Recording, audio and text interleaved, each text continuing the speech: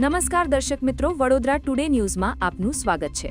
સમાચારમાં વાત કરીએ તો વડોદરાના છાણી ખાતે પ્રકૃતિ રિસોર્ટ પાસે 7 વર્ષનું ઓટિઝમ ધરાવતું બાળક એકલું ભટકી રહ્યું હતું, ત્યારે જયંતિભાઈ નામના એક જાગૃત નાગરિકે તાત્કાલિક 112 નંબર પર જાણ કરી તેને છાણી પોલીસ સ્ટેશન પહોંચાડ્યો હતો।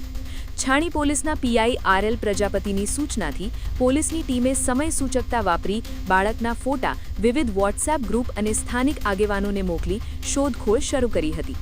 પોલીસની આ ત્વરિત કાર્યવાહીથી ગણતરીના કલાકોમાં જ બાળકના પિતા કમલેશભાઈ મહિડાને શોધી કાઢી બાળક ચંદ્રગુપ્તને હેમખેમ પરિવારને સોંપવામાં આવ્યો હતો, જેનાથી છાણી પોલીસે પોલીસ પ્રજાનું મિત્ર છે તે બાબતને સાર્થક કરી બતાવી છે।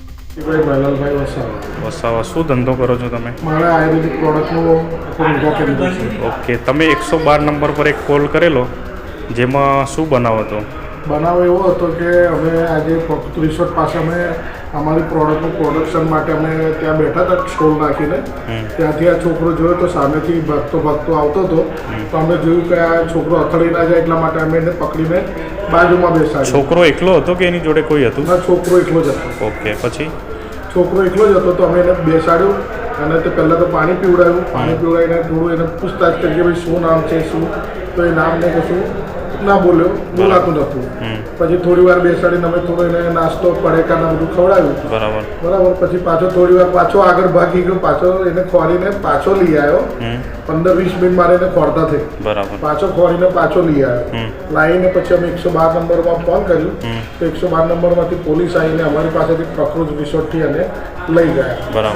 લઈને ત્યાં પોલીસ સ્ટેશનમાં એ કર્યું અને પોલીસવાળા બધા એમની નોંધ લીધી। બરાબર, સરસ। કેવી છે તમને પોલીસની કામગીરીથી સંતોષ છે? પોલીસની કામગીરી એકદમ સારી લાગી અને જેવું લાવતા આપણે પ્રજાપતિ સાહેબ છે એમના કેબિનમાં છોકરાને બેસાડ્યો, એમનું અંગત બધો નાસ્તો પણ એમની જોડે છોકરાને આપ્યો અને એના લેપટોપ અને બધું જ આખું યંત્ર વાપરતા હતા, તો પણ આટલું સારું સહકાર આપ્યો બદલ એમ સારું કહેવાય। સરસ।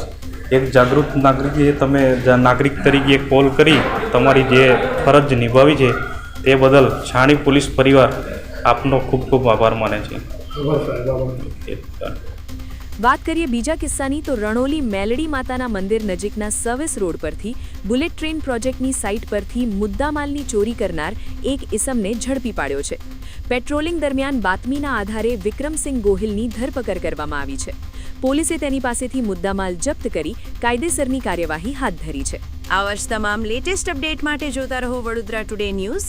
નવું વર્ષ એટલે કે વિક્રમ સંવત 2082ના શરૂઆતથી વડોદરા ટુડે ન્યૂઝ ચેનલના ગુજરાત રાજ્યના તમામ શહેરના તાલુકા જિલ્લાના દર્શક મિત્રોને ખાસ વિનંતી કે અમારા વડોદરા ટુડે ન્યૂઝના તમામ સમાચાર જોવા માટે હવે અમારા ફેસબુક, યુટ્યુબ, ઇન્સ્ટાગ્રામના પેજને લાઇક કરો, શેર કરો, સબસ્ક્રાઇબ કરો અને કોઈપણ સમાચાર અને જાહેરાત અને તમારા વિસ્તારમાં કોઈપણ જાતની ગેરકાયદેસર પ્રવૃત્તિઓ ચાલતી હોય અને ભ્રષ્ટાચારની પોલ ખોલવી હોય તો અમારા વોટ્સએપ નંબર 9687328624 અથવા તો 9687906224 પર સંપર્ક કરવા વિનંતી।